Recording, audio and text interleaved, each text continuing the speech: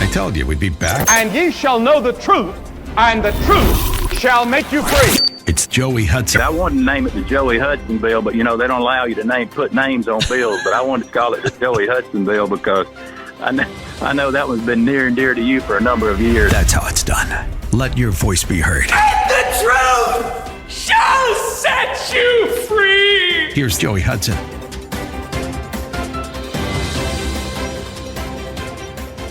Joining me this morning for just a few minutes on the 94.5 WGTK guest line, South Carolina Senior Senator Lindsey Graham. Senator, welcome in. Thanks for spending a few minutes of your morning with us. Glad to be with you, Joy. Thank you. Let's just jump right in. On Sunday, President Trump appeared on Face the Nation with Margaret Brennan. And, of course, the question of another government shutdown came up. The president says he would like to avoid that. But, Senator, is it realistic to think that if we were to go into another government shutdown, would the outcome be any different? No. I think the leverage the president has is the emergency declaration. He has to build a wall one way or the other. I am 100% in his camp that we need barriers along the border where it makes sense. Every Democrat virtually in the Senate has voted for barriers in the past. 634 miles of fencing was authorized about a decade ago. And this idea that all of a sudden Trump can't have a barrier or a wall and everybody else can makes no sense. So what's going to happen is that we're going to continue to negotiate. His $5.7 billion request for barrier funding includes the top 10 locations along the border where the Department of Homeland Security says we need a physical barrier. That adds up to $5.7 billion. It's not an exotic request at all. He's willing to put DACA relief and TPS relief on the table, but the Democrats have to meet him halfway.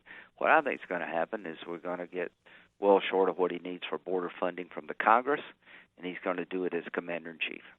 So does that mean declaring an emergency? Yeah, I don't even think he has to declare an emergency. I mean, he's sending like 3,700 troops down the border right now because of the caravans. He hadn't declared an emergency to do that. It's just clear to me that you got about 12,000 people marching on the border. The Border Patrol needs help. Obama sent troops to the border. Bush 43 sent troops to the border. Trump has sent troops to the border. What's the difference of sending a soldier to the border and once they get there, erecting a barrier before they leave? This is not law enforcement activity. They're not violating the Posse Comitatus Act, which prevents the military from being used as law enforcement agents. This is a solid use of commander-in-chief authority to protect us from a national security threat.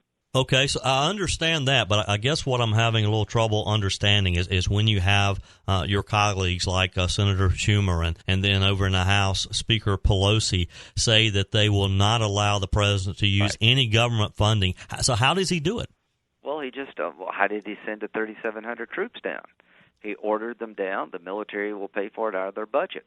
There are accounts under the control of the president, money already appropriated that's not obligated, already appropriated for national security purposes, but hasn't been obligated for a particular event.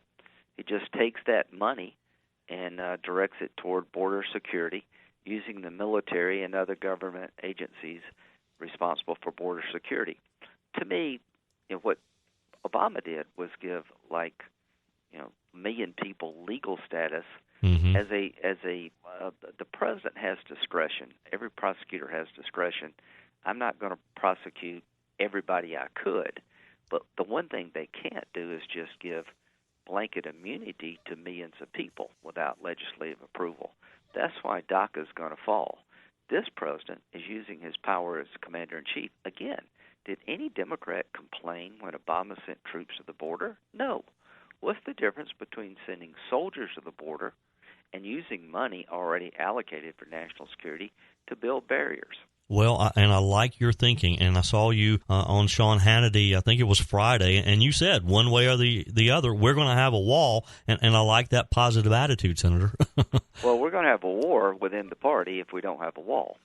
Yeah. Let me tell you this. I have met Democrats halfway, tried to find common ground on immigration. We need border security. We need to stop the visa overstays. We need more legal immigration. We need E-Verify. We need a bunch of things. But I'm trying to be fair to those who came here illegally, been here a long time, kept their nose clean. The only law they violated was illegal entry. Try to find a way to make make them right with the law. But this idea that Trump is to be denied barrier funding when Bush and Obama were given more money, makes no sense to me. To my Republican colleagues, what is the guy to do? So I'm hoping that the Republican Party will get behind the president if he has to go it alone. Yep, and look, Senator, I'm right in there with you because we need this wall. We have to have the wall, and I agree with you. If the president is not successful, then we're all going to have a whole lot of pain involved going into 2020. Let's talk for a minute. In this same interview with Margaret Brennan on Face the Nation, the president talked about his disagreeing with his intelligence chief and says, that he has that right, that he can disagree with him. I know you differed with him as far as the withdrawal of troops in Syria. You have a military background. Well, talk with us about that for just a minute. Well, number one, he has every right to disagree with his generals and with his intelligence folks. And if he thinks they're not providing him good advice, I would suggest he fire them and hire somebody that he trusts. Now, a lot of this is sort of overblown. The intelligence community is saying that if we leave too soon and don't think it through, ISIS will come back in Syria like they did in Iraq. But if we don't watch it, three things are going to happen in Syria that are bad for us. ISIS will come back, Iran will fill in the vacuum left by us, and Turkey and the Kurds will go to war, and that will be bad because the Syrian Democratic Forces have really helped us destroy ISIS, and we owe it to them not to leave them in a bad spot. So here's what I think is going to happen. I think we're going to begin to withdraw some of our forces. We're going to get NATO types to come and fill in the vacuum. Some of us will stay, but it will be a lot less than we have today. We'll have a plan to make sure Iran doesn't take over, and we'll also have a stabilization force between Turkey and the Kurds to keep a new war from breaking out. But he does have the ability to disagree, and all I would tell the president is listen to your generals. Obama never did, and unlike President Obama, President Trump does change his mind. He has listened to his generals. I think he's going to come up with a new plan in Syria that will allow us to withdraw a substantial part of our forces. We finally got the Taliban to the peace table in Afghanistan. The war never ends unless you have a reconciliation between the Afghan people and the Taliban on our terms. So generally speaking, I think the president's done a good job against radical Islam. He understands why we need to stay in Iraq. I just would caution him to make sure that don't do what Obama did. Obama declared the wars over when they weren't. He made a campaign promise to end the wars. He actually started 3 more instead of ending 2. President Trump's done a good job against ISIS. We just need to finish it off. And I'm confident that he's going to work with our military and intelligence community to make sure we don't repeat the mistakes in Iraq. On our guest line today, South Carolina Senator Lindsey Graham. Senator, you took over the leadership of the Senate Judiciary. The White House recently sent over a number of judicial nominees. I think this is some of your most important work. Right. Give us an update on how you see this unfolding. Well, the president won. And when you win, you have the right to choose qualified people of your choosing, of your ideological background. Liberals tend to pick liberals. Conservatives tend to pick conservatives. Trump has done a great job picking judges. Gorsuch and Kavanaugh were the 2 brightest minds of their time. They're great conservative judges. Any Republican would have chosen them. And he sent over about 41, I think, to the committee that were held up last year. Get judges through the committee on the floor of the Senate so we can put them on the bench. And I'm going to be very aggressive. What happened to Kavanaugh was outrageous in my view. They took a hammer to Kavanaugh's life. This cannot be the future of how we pick judges. Nobody will want to be a judge. So I'm glad the Republican Party held together and stood with Judge Kavanaugh. The way he was treated was just outrageous.